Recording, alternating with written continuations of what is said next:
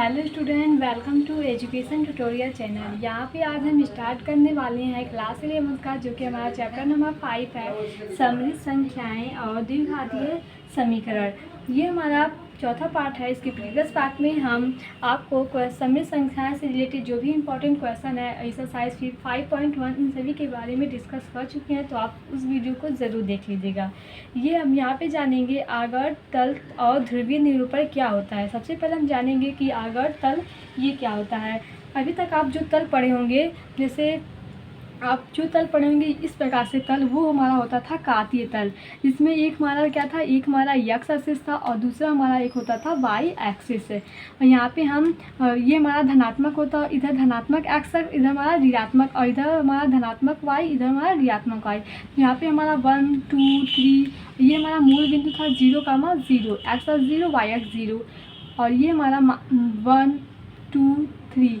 अगर हम आपसे कहते थे कोई पॉइंट, जैसे पॉइंट बिंदु आपको दिया जाता था 3,5, तो आप यहाँ पे ये हमारा यक्स था, ये हमारा वाई था, ये हमारा क्या था, यक्स और वाई।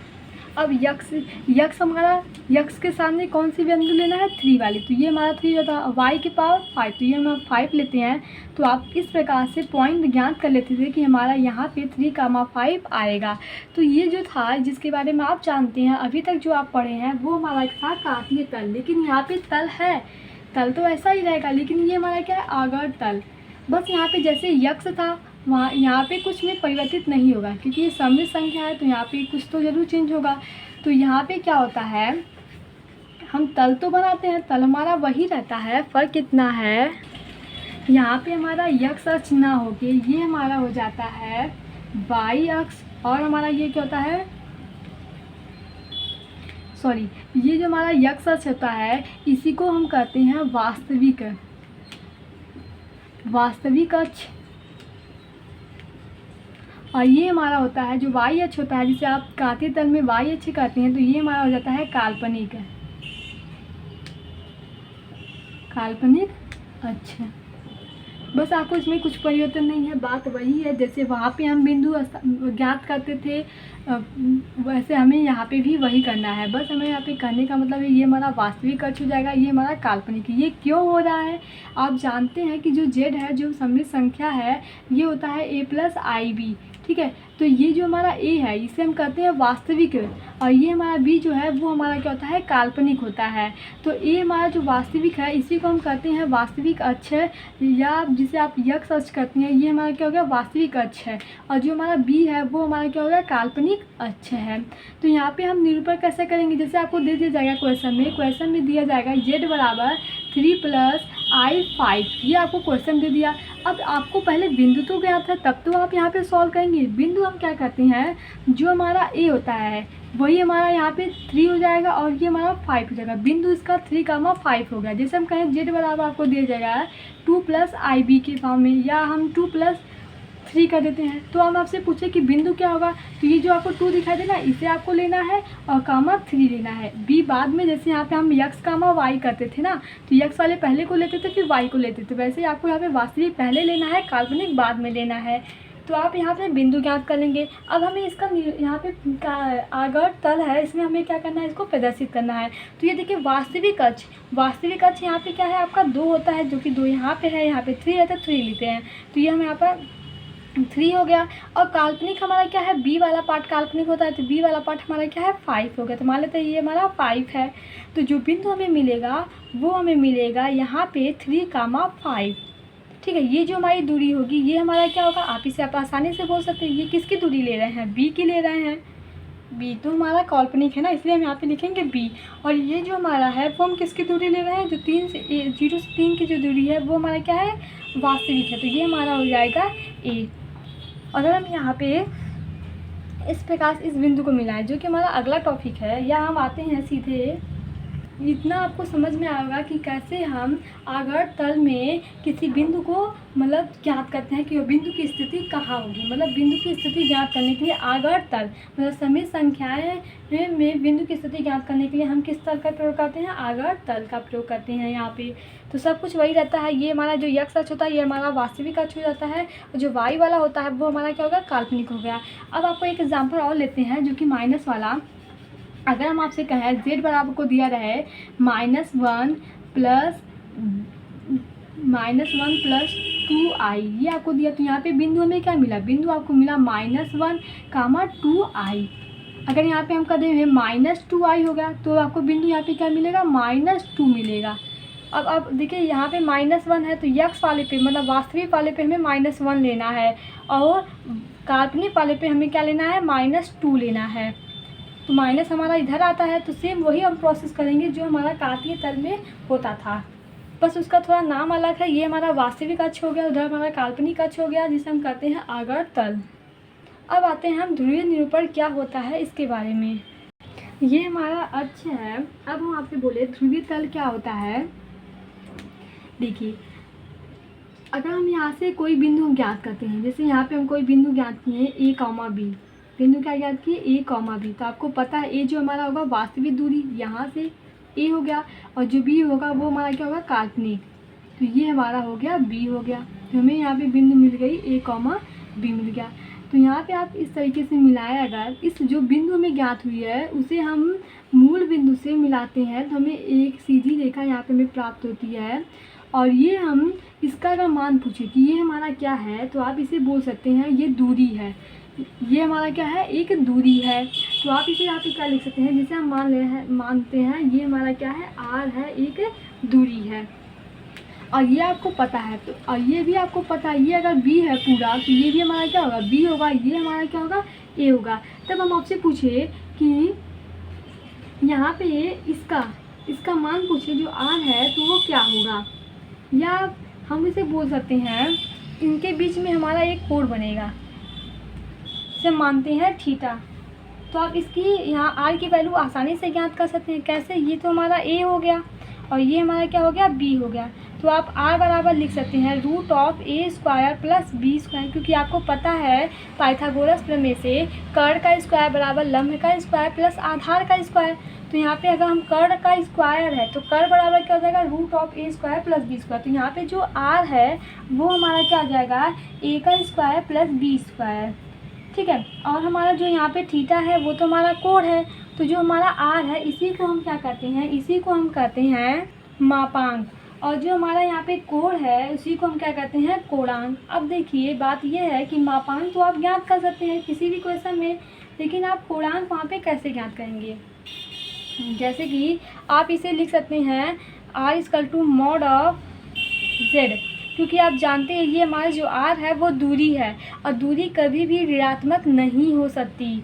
ठीक है, दूरी कभी भी क्या होती है, ऋणात्मक नहीं हो सकती। तो आप इसे हम mod ऑफ z भी लिख सकते हैं, और ये हमारा किसके इक्वल हो जाएगा, a² + b²। a और b क्या है, a हमारी वास्तविक है संख्या और b हमारी क्या है, काल्पनिक संख्या। जैसे आपको z बराबर दिया है 3 + 2i, ठीक है, तो a की जगह पे आपको क्या रखना है, 3 रखना है, b की जगह क्या रखना है, 2 रखना है। तो इसका हम स्क्वायर करके निकालेंगे तो इसका हमें क्या मिलेगा, यहाँ पे r की वैल्यू मिलेगी, जिसे हम क्या कहते हैं, मापांक कहते हैं। क्या कहते हैं, मापांक कहते हैं। अब बात है यहाँ पे कोणांक। कोणांक हम कैसे ज्ञात करते हैं, आपके पास एक फार्मूला है, वो क्या है, tan थीटा बराबर होता है, लाल बटे कक्का से देखा जाए लंब बटा आधार, अर्थात आप लिख सकते हैं tan थीटा बराबर लंब बटा आधार। लंब हमारा क्या है, यहाँ पे b है, आधार हमारा क्या है, a है। तो इससे आप यहाँ पे थीटा की वैल्यू ज्ञात कर सकते हैं, लेकिन सभी क्वेश्चन में हमारा वहाँ पे tan थीटा की वैल्यू इतनी आसानी से नहीं मिल पाएगा। तो इसके लिए हम क्या करते हैं, ये हमारा क्या हो गया, अक्ष हो गया। आपको पता है ये हमारा क्या होता है, थीटा, क्योंकि 90 के बीच में हम इसे रखते हैं। बीमा थीटा, यहाँ पे हम क्या लिख सकते हैं, पाई माइनस थीटा। 180 में से जो भी कम होगी वैल्यू हम क्या लिखते हैं, सेकेंड क्वाड्रेंट में। ये हमारा फर्स्ट में होता है।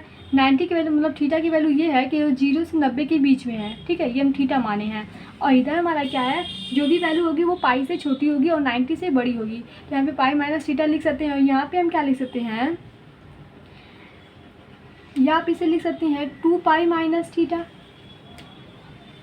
और यहाँ पे 2 पाई प्लस थीटा। इस तरीके से आप लिख सकते हैं। अर्थात 180 में आपको जोड़ेंगे तो ये हमारा किस में आएगा, 180 प्लस में, ये हमारा होता है पाई प्लस थीटा होता है। क्या होता है, पाई प्लस। 180 में हम प्लस थीटा जोड़ते हैं तो हमारा किस में आता है, थर्ड वाले क्वाड्रेंट में जाता है। ये हमारा क्या होता है, पाई प्लस थीटा, और ये हमारा जाता है 2 पाई माइनस थीटा। आप इस तरीके से भी लिख सकते हैं 2 पाई माइनस थीटा, मतलब 280 में से कुछ घटाते हैं सॉरी 280 नहीं, ये 360 है, इससे कुछ घटाएंगे 360 हमारा यहाँ पे आएगा, तो वो हमारा फोर्थ वाले क्वाड्रेंट में आता है। लेकिन आप देखिए हमें इन सबसे कोई मतलब नहीं है, क्योंकि इन दोनों में क्या है, हमारा जो वैल्यू है वो 180 के लमसम आएगा। कहने का मतलब 180 प्लस और 180 माइनस थीटा तक हो सकती है वैल्यू। तो यहाँ पे हम क्या करते हैं, इसी चीज़ को लिखते हैं, वो भी किस तरीके से, यहाँ पे जो होता है माइनस पाई माइनस थीटा, ये वैल्यू इधर आएगी तो क्या आएगी ऋणात्मक, और ये जो वैल्यू थीटा है इसे हम क्या करते हैं माइनस थीटा। ये आपको समझ में अभी 1% नहीं आ रहा होगा, क्यों, क्योंकि जब तक आप क्वेश्चन नहीं सॉल्व करेंगे तब तक आपको समझ नहीं आया। बस आप इतना जान दीजिए, ये हमारा थीटा होता है फर्स्ट क्वाड्रेंट में, सेकेंड में पाई माइनस थीटा, थर्ड में माइनस पाई माइनस, इसी का माइनस कर दीजिए, फोर्थ में इसी का माइनस माइनस थीटा। अब यहाँ पे हम क्वेश्चन सॉल्व करते हैं, फिर इस चीज़ को देखते हैं, तब आपको ये समझ में आएगा कि हम यहाँ पे क्या करने वाले हैं। इसके लिए आपको एक चीज़ और समझना होगा, यहाँ पे जो हमारा आर है जिसे हम ध्रुवीय रूप, सॉरी यहाँ पे जो हमारा जेड है जिसे हम ध्रुवीय रूप करते हैं, तो ये हमारा क्या होता है r cos theta plus i sine theta, ये हमारा क्या होता है यहाँ पे होता है। तो हम इसे इधर लिखते हैं r cos theta plus i sine theta. ये कैसे आया, अभी हम इसको साइड में यहाँ पे या तो यहीं पे डिस्कस कर सकते हैं। जैसे आपको पता होगा कि आप यहाँ पे कॉस थीटा बराबर क्या होता है, कॉस थीटा बराबर हमारा होता है आधार बटे लाल बटे कक्का से देखिए आधार बटे कर्ण होता है। तो ये तो हमारा क्या होता है आधार होता है, और ये हमारा क्या होता है कर्ण होता है। और साइन थीटा बराबर क्या होता है, ये होता है लंब बटे कर्ण होता है।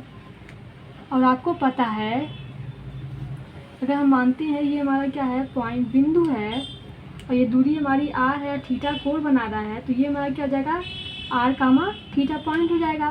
तो यहाँ से ये तो हमारी दूरी बी है, ये हमारा क्या है ए है। तो आप इस तरीके से भी लिख सकते हैं इसे, आधार बटे कर्ण का मतलब क्या है, आधार जो हमारा ए है, कर्ण हमारा क्या है यहाँ पे रूट ऑफ ए स्क्वायर या बी स्क्वायर, ये हमारा कर्ण हो गया। तो यहाँ पे जब हम रखते हैं तो ये हमारा देखिए कॉस थीटा बराबर क्या हो जाएगा, आधार हमारा ए है, कर्ण हमारा क्या है यहाँ पे आर है, वही दूरी जो हमारी है वो कर्ण है। तो हम ए की वैल्यू पूछे तो आप लिख सकते हैं आर कॉस थीटा, ये हमारा क्या हो गया ए हो गया। यहाँ पे देखिए साइन थीटा बराबर क्या हो जाएगा लंब बटा कर्ण। वैसे आपसे ये कहीं पूछेगा नहीं, लेकिन आपको यहाँ पे बता देना है कि कैसे आया, जिससे आपको समझ में आ जाएगा। साइन थीटा बराबर क्या होता है लंब बटा कर्ण, लंब हमारा क्या है यहाँ पे बी है, कर्ण हमारा क्या है आर है। तो हम बी की वैल्यू पूछे तो आप बता सकते हैं आर इंटू साइन थीटा बराबर बी हमारा हो गया। अब देखिए हम क्या करते हैं, जो समीकरण 1 है समीकरण 2 है, इसका हम स्क्वायर करके जोड़ देते हैं, मतलब इसे मानते हैं समीकरण 1 या समीकरण 2। तो यहाँ पे कहेंगे इन दोनों का स्क्वायर करके जोड़ेंगे, तो ये जाएगा हमारा r square cos square theta plus r square sine square theta. इधर हमारा हो जाएगा a square plus b square, r square common लेंगे तो यहाँ पे cos square theta plus sine square theta, और यहाँ पे क्या हो जाएगा a square plus b square. इनकी वैल्यू 1 होती है आपको पता है, तो आर बराबर हमारा निकल के आ गया a square plus b square root of, तो वही आर की जो वैल्यू मैं आपको पहले बताया है वो क्या होती है root of a square plus b square. अब यहाँ पे हम क्वेश्चन लेके सॉल्व करते हैं। तो यहाँ पे देखिए ये हमारा पहला क्वेश्चन है, तो यहाँ पे जेड बराबर लिखते हैं आर ब्रैकेट में कॉस थीटा या कॉस थीटा, और यहाँ पे प्लस आई इंटू साइन थीटा, और ये किसको है -1 माइनस आई रूट 3 के। अब आपको हम पहले ही बताए हैं प्रीवियस पार्ट में ही कि वास्तविक संख्या का वास्तविक संख्या में कंपेयर करते हैं और काल्पनिक संख्या से काल्पनिक संख्या का कंपेयर करते हैं। तो यहाँ पे हमारा क्या हो जाएगा, ये -1 है, तो यहाँ पे सबसे पहले आप r का मल्टीप्लाई भी कर सकते हैं, तो ये जाएगा r cos थीटा और ये plus i into r sine theta. इस तरीके से आप लिख सकते हैं, या हम r इंटू आई लिख सकते हैं। ये हमारा क्या होगा -1 माइनस आई इंटू डी थीटा। जब हम कंपेयर करेंगे तो r cos थीटा वास्तविक संख्या का वास्तविक संख्या से, तो ये हो गया वास्तविक संख्या, और काल्पनिक संख्या का हम काल्पनिक संख्या से कंपेयर कराएंगे, तो ये हमारा हो जाएगा -√3। तो यहाँ पे हम देखिए माइनस से माइनस कैंसिल, सॉरी आई से आई कैंसिल हो गया। यहाँ पे क्या हुआ कॉस थीटा बराबर हमें क्या मिल गया -1/r, और इधर हमें साइन थीटा बराबर क्या मिल गया √3/-√3/r। ठीक है, अब आपको पता है कि r बराबर क्या होता है, r बराबर होता है या हम आपको जैसे फार्मूला बताए उस तरीके से आप लिख सकते हैं। तो यहाँ पे हम पहले r की वैल्यू ज्ञात करते हैं, फिर इसमें रखते हैं। तो r बराबर क्या हो जाएगा हमारा, r बराबर होता है √a² प्लस b²। a की जगह पे हमारा क्या है -1 का स्क्वायर, तो 1 हो गया, प्लस b की जगह पे क्या है -√3 का स्क्वायर, तो यहाँ पे 3 हो गया। जब आप इसे सॉल्व करेंगे तो ये 4 हो जाएगी, वैल्यू में 2। अब आप सोचेंगे कि यहाँ पे हम प्लस माइनस दोनों ले सकते हैं, क्यों हम प्लस ले रहे हैं। आपको हम पहले ही बताया कि जो r होती है वो दूरी होती है और दूरी कभी ऋणात्मक नहीं होती, इसलिए हमें r की वैल्यू यहाँ पे 2 मिल गया। तो हम यहाँ पे r की जगह पे 2 रखते हैं, तो ये वैल्यू cos थीटा बराबर क्या हो जाएगा हमारा -1/2, और यहाँ पे हमें sin थीटा बराबर क्या मिला -√3/2। ठीक है, अब यहाँ से हम थीटा की वैल्यू ज्ञात कर सकते हैं। अब देखिए थीटा का मान हम कैसे ज्ञात करते हैं। आपको पता है जी जो cos थीटा 1/2 है, ये माइनस को मत देखिए, बस आप इसे देखिए 1/2 है, तो ये हमारा होता है 60 डिग्री की वैल्यू होती है। ठीक है, तो ये हम आपको इस तरीके से समझाए थे। और ये हमारा क्या था थीटा पाई माइनस थीटा, पाई ब्रैकेट में पाई माइनस थीटा, और ये हमारा माइनस थीटा था। देखिए 60 जो वैल्यू आ रही है 60, ये हमारा कहाँ आएगा 90 से छोटा, इसमें आएगा। ठीक है, अब देखिए पहले देखेंगे यहाँ पे दोनों चिन्ह क्या है हमारा। यहाँ पे देखिए चिन्ह जो क्वेश्चन में चिन्ह था वो क्या था, माइनस का था, दोनों तरफ क्या था माइनस था। तो दोनों में अगर माइनस था तो दोनों में माइनस की जो वैल्यू है वो हमारी किस में आती है, वो हमारा आता है थर्ड वाले क्वाड्रेंट में। किस में आती है, थर्ड में। या आप इस तरीके से भी याद कर लीजिए, यहाँ पे जो वैल्यू होती है वो यहाँ पे जो वैल्यू होती है वो हमारी होती है माइनस प्लस में, और यहाँ पे माइनस माइनस, और यहाँ पे जो होती है वो प्लस माइनस होती है, इस तरीके से। तो यहाँ पे वैल्यू में दोनों माइनस में है। माइनस कैसे मिला, जेड बराबर आपसे बोला गया था -1 माइनस i√3, तो दोनों माइनस था, तो ये हमारा किस में आएगा, थर्ड वाले में आएगा। तो इसे हम कैसे लिख सकते हैं, कोण बराबर हमारा हो जाएगा, कोण हम याद कर रहे हैं तो पाई माइनस, देखिए पाई माइनस पाई बाई, ये पाई माइनस थीटा यहाँ पे करते हैं, सॉरी यहाँ पे पहले क्या है माइनस है, तो हम यहाँ पे पहले ही माइनस लिखते हैं। और पाई माइनस थीटा के जगह पे हमारा क्या था 60 था, जिसे हम पाई/3 लिखते हैं। जब आप इसे सॉल्व करेंगे तो ये हमारी हो जाएगी 3 माइनस पाई मतलब 2 पाई माइनस 2 पाई/3। ये जो हमें मिला वो हमारा क्या मिला, कोण मिला, जिसे आप थीटा कहते हैं। निकालने के और तरीके हैं, आप क्लास 10th में या इसके ट्रिग्नोमेट्री पार्ट जो हम आपको बताया है थर्ड वाले, उसमें भी आप पढ़े होंगे। cos थीटा की वैल्यू -1/2 है, तो थीटा का मान हम यहाँ पे कैसे निकालते हैं, उस तरीके से भी आप निकाल सकते हैं। ये हम आपको इसलिए बता रहा है कि इसमें आपको समय नहीं, मतलब समय बहुत कम लगेगा सॉल्व करने में। बस आप इतना जानिए, यहाँ पे थीटा होता है, ठीक है, ये पाई माइनस थीटा, ये माइनस पाई माइनस थीटा होता है। अगर दोनों वैल्यू हमारी जो क्वेश्चन में माइनस माइनस दिया गया है तो इस चीज़ को हम लेंगे, वही सीधा हम यहाँ पे रख देंगे। अगर माइनस प्लस में है तो यहाँ पे लेंगे, प्लस माइनस में है तो माइनस थीटा लेते हैं, और प्लस में रहती है वैल्यू तो थीटा लेते हैं। तो ये हमारा हो गया कोणांक -2 पाई/3, और जो मापांक था वो हम आपको पहले सॉल्व किए हैं, वो कितना आया था, r की वैल्यू ही मापांक होती है, r की वैल्यू आई थी यहाँ पे 2, तो ये हमारा क्या होगा मापांक होगा। एक क्वेश्चन और हम सॉल्व करेंगे जिससे आपके जो भी डाउट है वो यहाँ पे क्लियर होने वाले हैं। यहाँ पे जो हम समझाने का प्रयास कर रहे हैं उस चीज़ को आप देखिए, बस इसमें कुछ है नहीं, फार्मूला यूज करना है और देखना है क्या है क्या नहीं, वैसे आप सॉल्व कर सकते हैं। कई बच्चों को ये समझ है, वो मापांक तो निकाल लेते हैं, r की वैल्यू आसानी से √a² + b² करके निकाल लेते हैं, लेकिन उनको प्रॉब्लम कहाँ होती है, प्रॉब्लम इस पार्ट में होती है।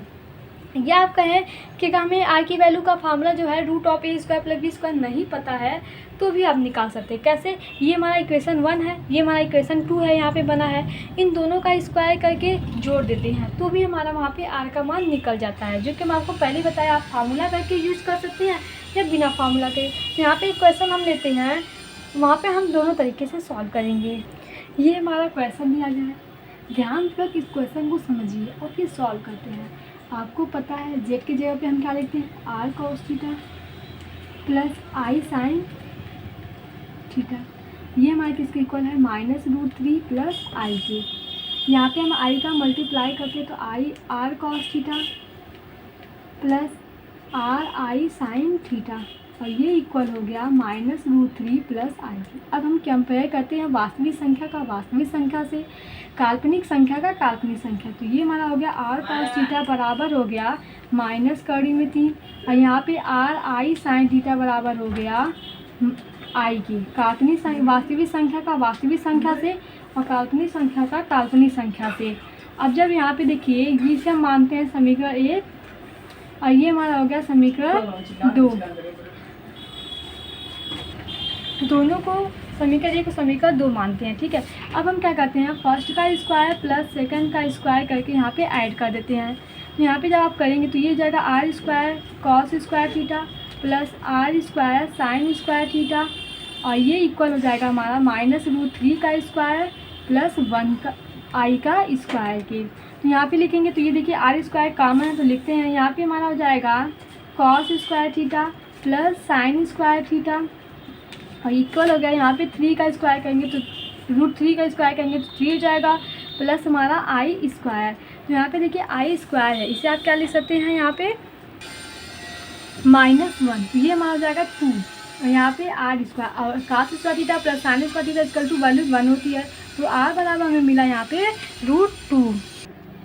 अब आप सोचेंगे कि हम वैल्यू यहाँ पे √2 है तो मतलब प्लस माइनस दोनों लेंगे, तो आपको हम पहले ही बता चुके हैं कि जो दूरी होती है वो ऋणात्मक नहीं होती है, धनात्मक होती है। r हमारा एक दूरी है, ठीक है, इसलिए हम यहाँ पे क्या लेंगे, इसे प्लस है। तो r की वैल्यू हमें यहाँ पे मिल गई, जो कि हमारा ये क्या है, ये हमारा होता है मापांक।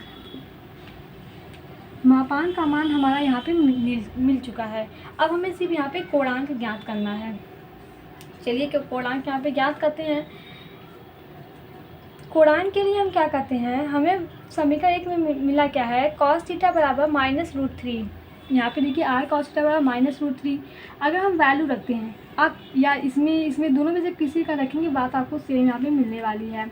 तो cos थीटा बराबर हो जाएगा हमारा -√3/r। r की जगह पे हम क्या रखेंगे, √2, क्योंकि r की वैल्यू हम ज्ञात किए हैं, तो ये हो जाएगी cos थीटा बराबर। देखिए यहाँ पे हमारी वैल्यू थोड़ी गलत आ रही है, क्यों, क्योंकि हम यहाँ पे ये वैल्यू प्लस आई इधर भी था, तो ये हमारा कैंसिल हो जाएगा, जिससे हमें यहाँ पे मिलेगा क्या, 1 मिलेगा, ठीक है। तो यहाँ पे हमें सिर्फ 1 करना है, आई हमारा नहीं होगा, ये क्या हो जाएगा, 1 हो जाएगा, और यहाँ पे हमें 1 का स्क्वायर करेंगे तो ये वैल्यू 1 हो जाएगी, और फिर √4 मिलेगा, आर की वैल्यू हमें 2 मिलेगी। क्या मिलेगा, आर का मान हमें 2 मिलेगा। इसलिए हम बोलते हैं आप धीरे धीरे सॉल्व कीजिए, लेकिन आराम से सही सॉल्व कीजिए। तो यहाँ पे हमें वैल्यू क्या मिलने वाली है, 2 मिलेगी, ठीक है। अब देखिए आप साइन के ले सकते हैं, साइन वाला भी समीकरण आप लिख सकते हैं, दोनों से वैल्यू सेम ही मिलने वाली है।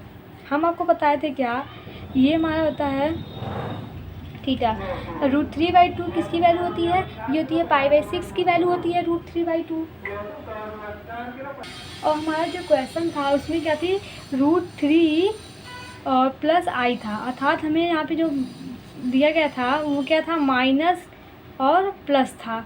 और ये हम आपको बताइए कहाँ आती है, ये सेकंड कॉर्नर में आती है, माइनस और प्लस। तो यहाँ पे हमारा क्या होता है, यहाँ पे हमारा होता है पाई माइनस थीटा। तो आप सीधे लिख सकते हैं यहाँ पे थीटा बराबर क्या हो जाएगा, पाई माइनस थीटा। थीटा का क्या है हमारा यहाँ पे π/6 है, तो ये हमारा हो जाएगा 5 π/6 है। इस तरीके से हम यहाँ पे आसानी से ज्ञात कर सकते हैं। बस हमें कुछ मापांक तो आपको समझ में आएगा कि हम कैसे निकालें हैं, कोणांक बस आपको समझना है। कोणांक में क्या करते हैं, कोई भी जो हमारा क्वेश्चन 1 है उसे लेते हैं, तो cos थीटा बराबर मिला -√3/2, ठीक है।